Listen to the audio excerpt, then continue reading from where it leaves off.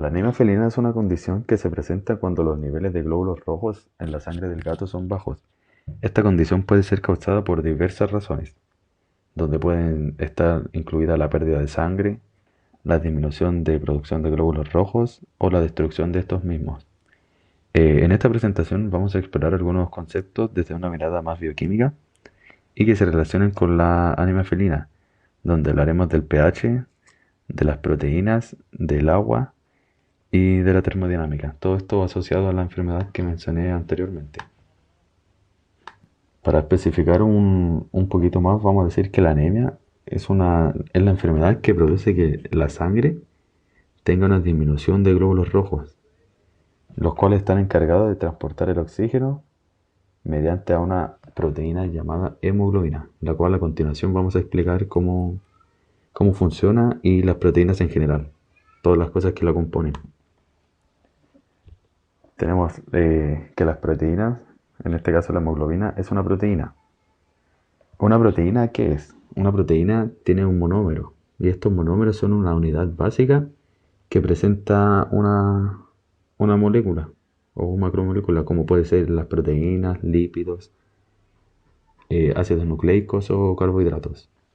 En el caso de las proteínas, su monómero son los aminoácidos y estos presentan la estructura que está acá, donde dice grupos funcionales presenta una amina y un carboxilo terminal, además de una cadena lateral que esta puede definir la característica propia del aminoácido. Estos aminoácidos se unen por enlaces peptídicos, que son una de las tantas formas que se enlazan los elementos, como pueden ser el puente de hidrógeno, pero en este caso es los enlaces peptídicos. Además destacar que la forma en que se organizan los aminoácidos va desde una estructura primaria, secundaria, terciaria y finalmente cuaternaria o proteína. Para que una proteína sea llamada así como tal, debe tener una estructura cuaternaria, aunque la estructura terciaria también puede ser funcional. Cuando nos referimos a estructuras y dice simple y compuesta, acá nos referimos a que el aminoácido o la proteína más bien puede estar acompañada de otro elemento o de otra molécula para ser funcional. Por ejemplo, una proteína simple es en sí solo la proteína, mientras que una compuesta está acompañada de otra. Un ejemplo de esta sería una glucoproteína, que es una proteína unida a una glucosa. En cuanto a las enzimas, estas son proteínas especializadas en reacciones, pero con una acción catalizadora. Es decir, que aceleran la reacción generando que ésta tenga un menor coste energético. Cuando mencioné los enlaces peptídicos, también dije los puentes de hidrógeno. ¿Y estos dónde los podemos ver presentes? Acá, en el agua. El agua es uno de los elementos, más bien uno de los compuestos más importantes en la Tierra, ya que todo organismo, o la mayoría de estos, dependen del agua para subsistir. Miren, y acá tenemos la estructura que sería H2O, está formada por un hidrógeno, dos oxígenos y dos oxígenos más bien.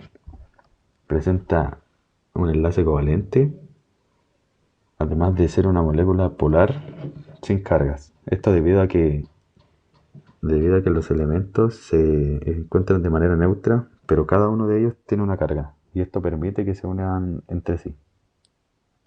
Una de las propiedades también que tiene el agua es que puede regular la temperatura corporal, haciendo que ésta disminuya o presentar una tensión superficial, en la que si se posa un animal de un peso que no se puede considerar, o de uno muy mínimo, esta no se va a hundir en el agua.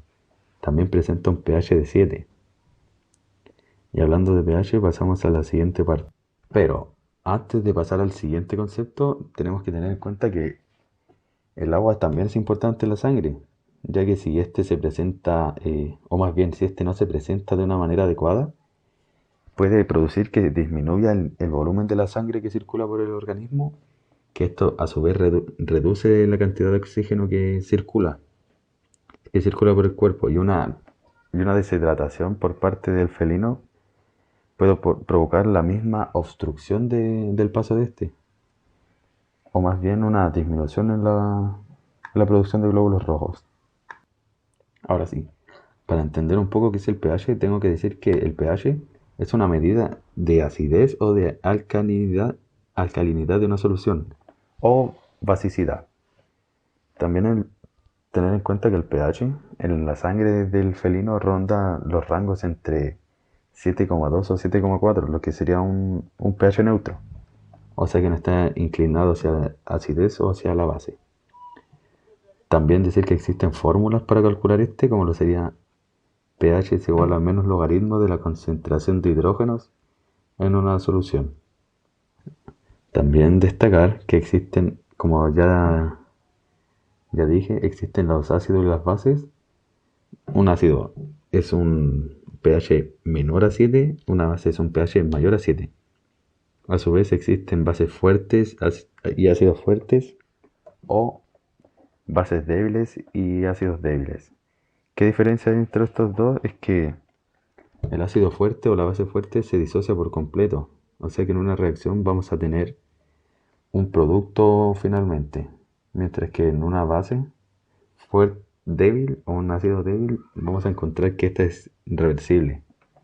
Es decir, que si vemos una ecuación de, de una reacción, vamos a ver una flecha que va hacia los dos lados, hacia el producto y hacia los reactantes. En cuanto a los buffers fisiológicos que acá tenemos en la zona de los escudos, estos escudos representan una defensa, ya que el buffer lo que hace es regular el cambio del pH cuando se le agrega una base o un ácido fuerte. Es decir, que si tenemos una solución con un pH de 7, también le agregamos un buffer fisiológico que corresponda. Este no debería variar, ya que son soluciones amortiguadoras los buffers. Termodinámica. La termodinámica estudia el comportamiento de la energía de los sistemas físicos y químicos, y esta tiene dos leyes, donde la primera establece que la energía no se puede ni crear ni destruir, sino que solamente se puede transformar de una forma a otra. Mientras que la segunda ley establece que la energía se transforma de manera irreversible a una forma de energía más desordenada. Dentro de la termodinámica también tenemos la entalpía y la entropía, donde la entalpía mide la energía térmica de un sistema químico, lo cual quiere decir que mide la cantidad de calor. Y la entropía es una medida de desorden molecular. Dentro de esto tenemos dos procesos, donde está el proceso exergónico, el cual libera energía, y el endergónico, el cual requiere energía. Luego tenemos la energía libre de Gibbs. Tal como dice su nombre, la energía es libre. ¿Para qué? Para realizar un trabajo a temperatura y presión constante. Si la energía es negativa, significa que el sistema tiene una energía disponible y que puede liberarla para realizar el trabajo. Mientras que si la energía es positiva, significa que el sistema necesita energía para poder realizar el trabajo. ¿Cómo se relaciona con la anemia? Primero que todo vamos a explicar un poco de la anemia. Y en esta ocurre la disminución de la hemoglobina y los glóbulos rojos, los cuales pueden afectar el comportamiento energético del organismo. Por lo tanto, la hemoglobina es muy esencial para poder transportar el oxígeno en el cuerpo, como también la falta de oxígeno puede disminuir la producción energética en las células. El hecho de que haya disminución de los glóbulos rojos puede afectar la capacidad del cuerpo para transportar dióxido de carbono, como también otros productos de desecho, lo que puede contribuir a un aumento de la entropía en el organismo, lo cual quiere decir que va a haber un desorden en el organismo del animal. Ya hablando sobre la energía libre de Gibbs, podemos entender el proceso de producción y degradación de la hemoglobina en el cuerpo, donde la producción de hemoglobina es un proceso energéticamente costoso, ya que la disminución de los nutrientes y minerales necesario para la producción de hemoglobina puede afectar el equilibrio energético en el organismo. Y por otro lado, la degradación de la hemoglobina puede liberar energía disponible que podría ser utilizada por el cuerpo. Ya en términos terapéuticos, la energía libre de GIF puede ser útil para poder identificar las opciones de tratamiento que pueden ayudar a restaurar el equilibrio energético del organismo, en cuales tenemos como ejemplo la terapia con hierro y vitaminas que pueden ayudar a aumentar la producción de hemoglobina. Mientras que también hay una transfusión de sangre que puede ayudar a restaurar la capacidad del cuerpo para transportar oxígeno y dióxido de carbono. En resumen, podemos decir que la termodinámica y la energía de Gibbs son herramientas útiles para poder entender el comportamiento energético de la anemia felina. La comprensión de estos conceptos puede ser muy útil para poder identificar y tratar la anemia felina de manera más efectiva.